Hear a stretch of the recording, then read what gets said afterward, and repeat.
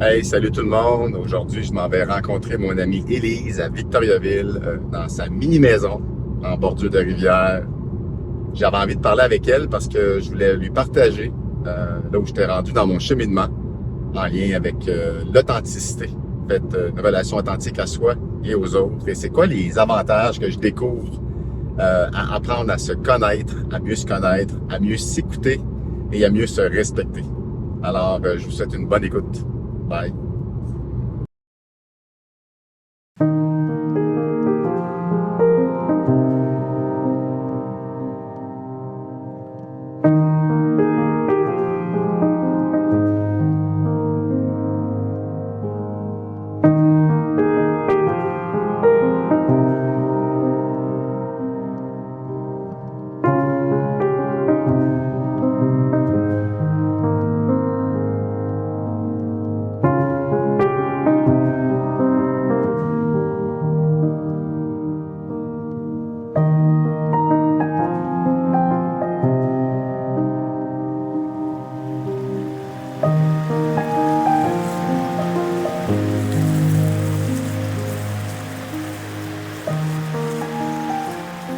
Salut Elise. Salut Sébastien. Avant de commencer cet entretien-là avec toi, là, je veux que tu nous dises où on est en ce moment. On est chez mon amoureux et moi et sa petite fille, Charlotte. Dans notre, ben je dis notre, mais c'est pas notre maison. On en a fait notre lieu de vie. Notre mini-maison, notre petit cocon, où on développe la relation, où on développe le partage de l'espace et où on apprend à accueillir ce qui est là, puis à enlever le superflu. Ouais. En tout cas, je trouve ça très charmant comme lieu, avec la rivière en bas ici. On a une vue magnifique. Puis je dois t'avouer que je vous trouve pas mal courageux de vivre à trois dans un espace qui est aussi petit et restreint, mais très fonctionnel, que j'ai pu voir en tout cas. Merci d'être venu chez nous. Ça me touche que tu aies eu envie de venir chez nous. C'est un lieu précieux pour moi. C'est un lieu super significatif dans mon cheminement personnel. J'étais vraiment contente que tu aies envie de venir faire une deuxième shot ici. Tu sais, j'ai envie de parler d'authenticité aujourd'hui avec toi. Tu sais, le chemin vers soi, pour moi, ça a toujours été une quête de liberté puis d'authenticité. Puis, je te dirais de liberté d'abord, puis l'authenticité, je l'ai vu comme le moyen pour y parvenir. Puis, là où je suis vraiment, j'ai beaucoup d'intérêt, c'est d'aller voir qu'est-ce qui est caché derrière mes comportements, là où moi, je suis pas authentique avec moi. Ouais. Là où moi, je me raconte des histoires par rapport à moi. Puis, je te dis ça, c'est sans dire que c'est bien ou c'est mal, c'est juste normal, on fait tous ça. Ouais. Mais moi, pour avoir accès à la liberté que je recherche, qui est une liberté d'être, puis de ne pas me laisser constamment influencer par une vision colorée par mon passé, Hum. j'ai besoin d'aller voir qu'est-ce qui se passe derrière pour que je puisse créer des liens authentiques avec les gens et non pas rester soit dans une défensive de retrait, je suis pas là quand je suis pas à mon meilleur, je me montre pas à personne, ou bien non, quand que je vais bien puis je suis à mon meilleur, là j'arrive puis là, écoute, c'est ça. Là, je suis bon tout d'un coup, tu comprends-tu? Mais c'est pas ni un ni l'autre, correspond pas Ouais. nécessairement à une réalité qui m'habite vraiment. Puis c'est pas nourrissant Ouais. dans mes relations. Fait que c'est de ça que je veux parler avec toi aujourd'hui. C'est les avantages extraordinaires de poser un regard authentique sur soi comme un accès privilégié à une liberté d'être. Hum. Puis cette liberté d'être là dont je te parle, c'est une liberté qui se gagne avec le temps. Hum. C'est une liberté qui se gagne avec l'apprentissage de soi. C'est une liberté qui L'accueil. prend son temps Oui. de grandir puis de se Ouais. déposer. Ouais. Toi, de ton côté, c'est-tu un travail d'authenticité dans ton cheminement, c'est-tu important pour toi? C'est important parce que quand je goûte quand je goûte ou je me connecte à l'authenticité qui m'habite, à l'être qui m'habite finalement, il y a comme une satisfaction profonde que je vais chercher, que je vais pas chercher par l'extérieur. Puis tu le nommais tantôt, ça prend du temps. Mm. Puis je pense que pour moi, ça passe beaucoup par l'introspection. Ça aussi, tu l'as nommé tantôt. Puis de l'introspection, ça prend du temps.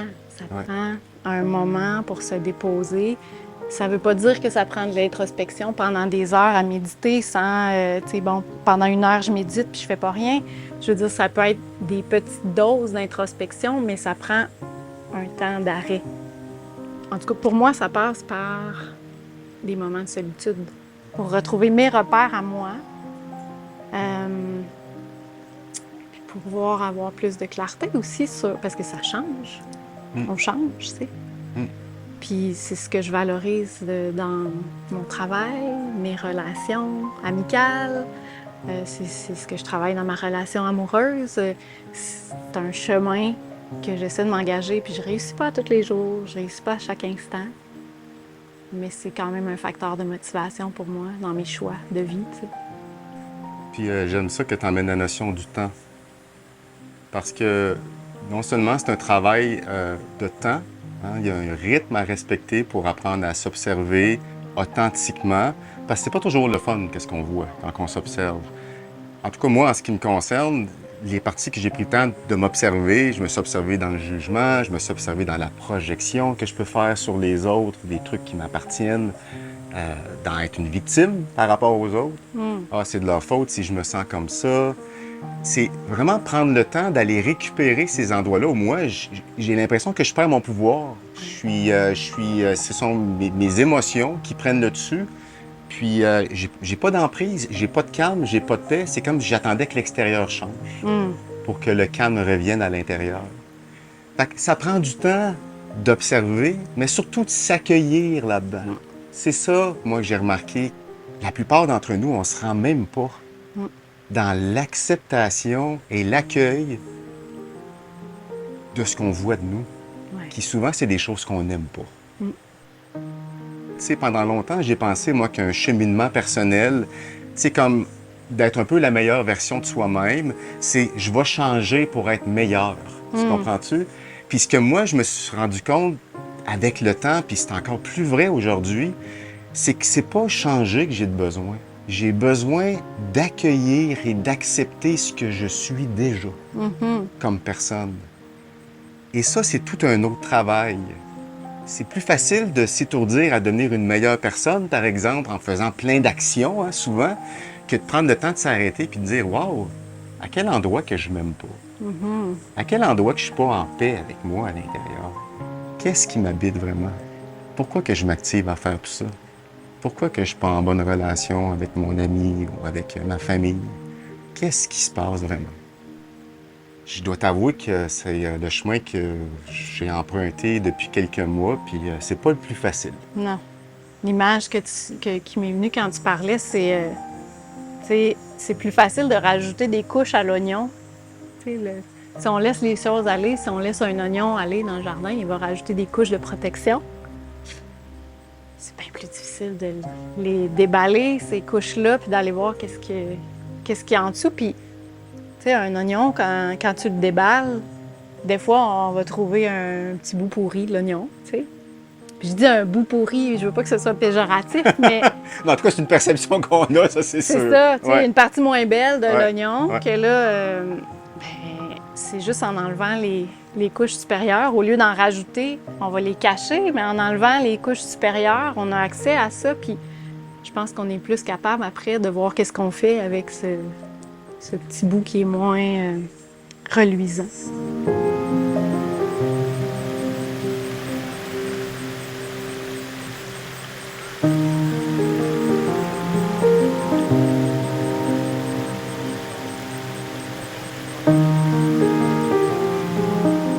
J'ai fait de nombreux projets il y a quelques mois qui m'ont amené comme à une limite dans ma vie. Ça m'a permis de voir à quel point que j'avais besoin d'approbation, du regard des autres, de l'admiration. Puis, je suis vraiment tombé en présence de mon espace de non-valeur qui m'habite. Tu sais, cet espace-là où je me suis créé des personnages, des couches de protection, des façons de survivre pour pas être en contact avec ça. Puis, Dans mon cas, dans mon chemin, dans mon cheminement, en fait, c'est un appel, c'est naturel pour moi d'aller rencontrer cette partie-là pour faire la paix avec ça. Ouais. Pour faire la paix avec ces endroits où je sens que j'ai pas de valeur. À mes yeux d'abord, évidemment. Puis là, ben, je projette ça sur tout le monde. Ouais. Fait que j'ai toujours l'impression que j'ai pas de valeur aux yeux de l'extérieur, tu sais, parce que je m'en accorde pas à moi, évidemment, tu sais. Et pourtant, tous mes amis, tout le monde autour de moi, toi aussi la première, t'as dit, t'as pas besoin de faire X, Y, Z pour qu'on t'aime, t'as juste à être toi-même. Mais tu sais, de l'entendre, c'est pas suffisant. Ouais. D'aller descendre à l'intérieur puis d'aller voir qu'est-ce qui est sous-jacent à cette incapacité de m'aimer. Ouais. Pour moi, c'est comme un premier pas pour avoir accès à quelque chose de plus vrai dans un chemin d'acceptation où je vais rencontrer plus de paix. En tout cas, c'est déjà commencé. Je le partageais dernièrement aussi, mais c'est la douceur, tu sais. Des fois, de se battre avec ces couches-là qu'on se rajoute, ben c'est un combat.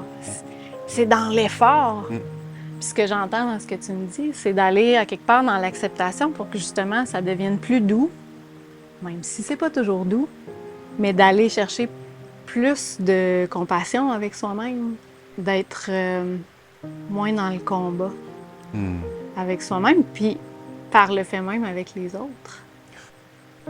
Ce que je trouve peut-être le plus difficile, c'est de respecter mon rythme. Parce que d'aller visiter ces endroits-là, c'est hyper inconfortable. Puis à un moment donné, je me dis, je peux pas rester là-dedans. Là, il faut que j'accepte ça. Là. Fait que accepte maintenant. Maintenant. Maintenant.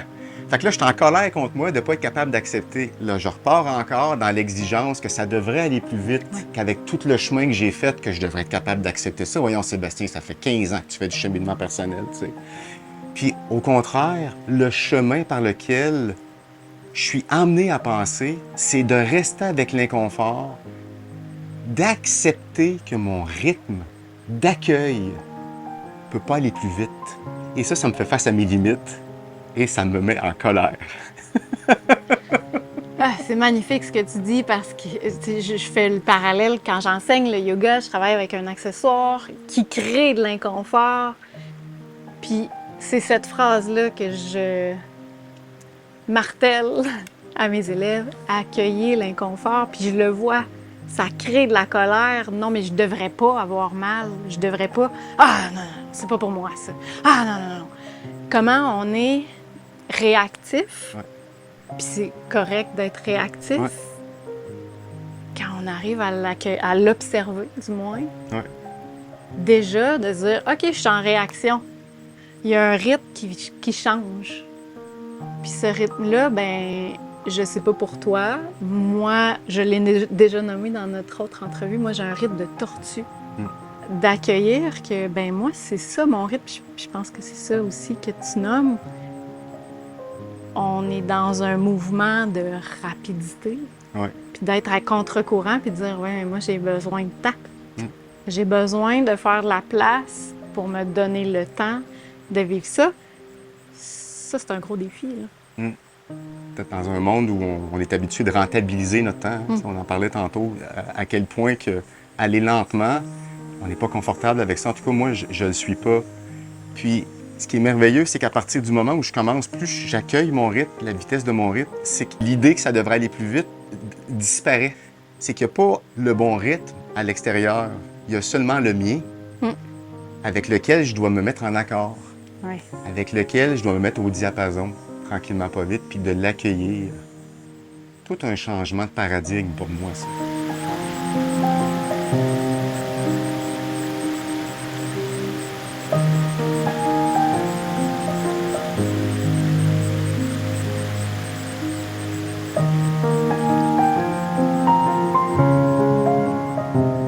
C'est ce qui fonctionne pour moi dans ma vie pour composer avec cet inconfort-là. Parce que moi, quand je tombe à cet endroit-là où je me sens pas à la hauteur, où je tombe dans ma zone de non-valeur, mon premier réflexe, c'est de m'isoler. Puis ça fait du sens, hein? Je me sens pas bien, j'ai pas envie de me montrer aux autres, j'ai même pas envie de me montrer à moi-même, j'ai même pas envie de me regarder. Mais rester longtemps dans l'isolement, en fait, ce que ça fait, c'est que ça nourrit la honte qui m'habite. Ça nourrit ce manque d'estime. Tu sais, la honte se nourrit du silence. Puis, à un moment donné, ça peut faire un temps, tu sais, le chemin d'introspection, il est important, mais moi, une chose qui fonctionne bien pour moi, puis c'est là que ça me demande du courage, c'est de revenir en relation Hmm. avec ce que je porte, avec cet inconfort-là qui m'habite, puis de le nommer. Hmm. Tu sais, quand je dis ça demande du courage, parce que ça me demande de m'emmener dans une vulnérabilité que j'aime pas montrer nécessairement. Mhm. Mais ce chemin-là, pour moi, il fonctionne. Puis, ces peurs-là, puis cette honte-là qui m'habite, une des choses que je me rends compte quand je la partage, c'est qu'il y a plein de monde qui vivent les mêmes choses que moi. C'est parce qu'on s'en parle pas. Ouais. On s'en parle trop rarement parce que on a tous peur de parler de ça. Mm. Donc, le chemin de la communication, c'est vrai, d'être capable d'être vrai puis de dire vraiment ce qu'on ressent à l'autre. Ça donne aussi un accès à l'autre à pouvoir se connecter avec son humanité aussi. Puis là, c'est là, à ce moment-là, que moi, je goûte à des relations nourrissantes parce que j'ai un accueil de l'extérieur pour quelque chose où j'ai encore de la difficulté à m'accueillir. Ouais. Puis ça crée un mouvement Ouais. où il y a plus de contact vrai. C'est plus nourrissant comme relation. Ouais, il y a une reconnaissance de l'autre. Ça me fascine à quel point on est tous connectés puis qu'on vit tous les mêmes choses à différents niveaux. Mais que de s'en parler, ça fait baisser un niveau de tension avec soi-même. Un niveau de tension qu'on peut peut-être entretenir avec les autres. Une perception, comme tu disais tantôt, je peux pas en parler, ça va m'affaiblir aux yeux des autres. Exact. Puis d'entrer dans cette relation-là, ça vient soutenir le processus. Puis ça vient élever. Je pense que les deux personnes qui sont dans la relation d'échange, tous les deux, ça les élève. Autant la personne qui s'exprime que l'autre personne qui est en écoute. Il y a une résonance. On a besoin des autres pour avoir accès à des parties de soi qu'on ne peut pas avoir accès seul. Je crois que c'est une belle balance que ça prend entre les deux. Ouais. Un travail d'observation, d'introspection, apprendre à s'accueillir, respecter son rythme et relationnel, d'aller vérifier, d'aller explorer son authenticité en relation, de se partager puis de voir qu'est-ce qui vient vers nous. Ça devient un canal incroyable de découverte de soi, d'entretenir des relations authentiques pour toutes ces raisons-là. Ouais. T'sais.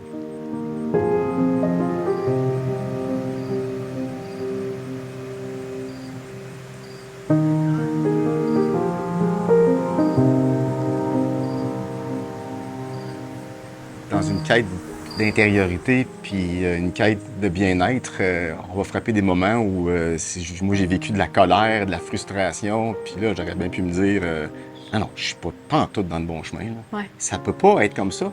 Je suis supposé de m'en aller vers de la paix.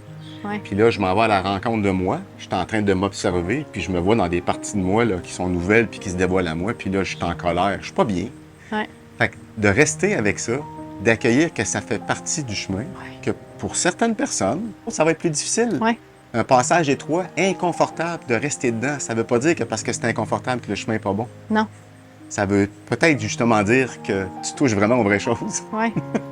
Ouais. Puis il y a un bénéfice qui viendra après ça, tu sais, pour moi, c'est ça. Puis je trouve ça intéressant que tu nommes le fait que l'étroitesse de notre chemin, si je peux dire ça comme ça, c'est pas la même chose d'une personne à l'autre. Moi, je sais que quand je vais toucher à ces zones-là, ben c'est ça. Mon chemin, il est assez étroit. Je sais qu'il y a d'autres personnes qui vont emprunter ce chemin-là, mais qui n'ont pas le même parcours de vie, qui n'ont pas... Puis, ben ça va peut-être être un petit peu plus large, un petit peu plus fluide, un petit peu moins inconfortable. Ouais. Il va en avoir des zones d'ombre, mais ce sera peut-être pas la même obscurité, tu sais. Absolument. Moi, ça me demande de m'accueillir là-dedans quand je sens qu'il y a des gens autour de des amis proches que je sens qu'ils comprennent pas nécessairement mon parcours qui est peut-être, c'est ça, plus chaotique. Je veux pas dire plus profond parce que c'est pas qu'il est plus profond, c'est qu'il est juste plus difficile peut-être pour moi, tu sais. Puis ça, moi, ça me demande un travail de pas me juger là-dedans. Moi, c'est comme ça que je le vis. C'est ça mon chemin. Fait que ouais, ça demande de l'accueil. D'emprunter ce chemin-là, pour moi, c'est le plus vrai. Ouais. On ne peut pas se tromper dans ce chemin-là. On peut pas se tromper. On va peut-être faire des petits détours. C'est ça. J'ai pas dit qu'on s'en allait en ligne droite.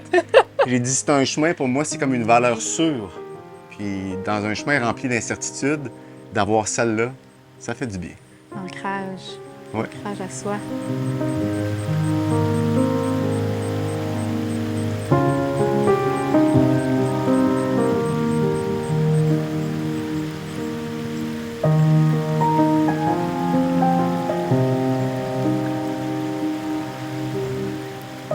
Moi, c'est clair que les bénéfices que je retire du chemin que j'ai emprunté depuis quelques années sont grands. Parce que j'ai vécu longtemps dans une prison. La prison du regard des autres, la prison de vivre à travers les autres, la prison de ne pas m'habiter, de ne pas m'aimer. Tu sais. Puis, c'est vraiment une prison. C'est une coupure de sa liberté intérieure, totale et complète, de vivre dans le regard des autres. Puis, tu vois, de récupérer cette partie-là de moi, de commencer à m'aimer et à m'apprécier, ça goûte bon.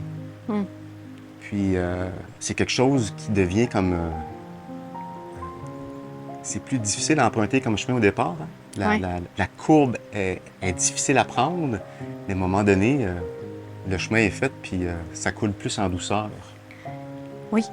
Puis ça veut pas dire qu'il n'aura pas une autre courbe à un moment donné. Ça, c'est C'est clair. ça qui est fascinant, tu sais. C'est classique, mais faire confiance au processus, tu sais, le chemin est plus important que la destination. Ça a une valeur, ça. Tu sais, de se détacher du résultat puis d'apprécier le fait qu'on est dans un changement de perception. Ça demande un détachement. De voir qu'on n'est pas moins parce qu'on ne produit pas un résultat qu'on voudrait atteindre ou que toute la valeur, elle est là. Pour développer une relation de paix à l'intérieur, une relation avec soi qui est nourrissante, tu sais, qui est apaisante, c'est important d'apprendre à se connaître puis d'apprendre à se respecter à tous les niveaux, à respecter ses valeurs, même si on sait que ça peut déranger, même si on peut perdre quelque chose. On gagne toujours à respecter qui on est. Et c'est pour ça qu'on gagne toujours à apprendre à se connaître. Parce que plus qu'on se connaît, plus qu'on peut s'écouter, plus qu'on peut être au diapason de qu'est-ce qui nous habite, puis plus qu'on est en harmonie avec soi-même. Puis là, ben, ça se reflète sur tout notre environnement autour après ça. Exactement. Quelqu'un qui met ses limites autour de nous, dans une première phase, on peut être choqué, dérangé. Après ça, je pense que ça peut juste nous inspirer à faire la même chose. Ça peut juste nous inspirer à avancer, nous aussi, dans la connexion à soi. Tu sais, j'aurais envie vraiment de terminer même là-dessus, là, que d'apprendre à poser un regard authentique et d'acceptation et de compassion sur soi. C'est libérateur. C'est un peu un incontournable.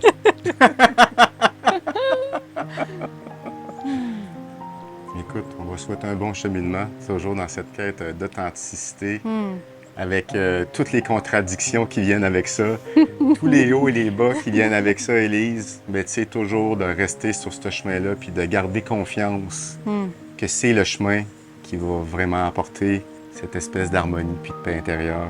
Ouais. Tout est là. Il faut juste prendre le temps d'aller le visiter. Prendre le temps. Prendre le temps. Merci, Élise. Merci, Sébastien.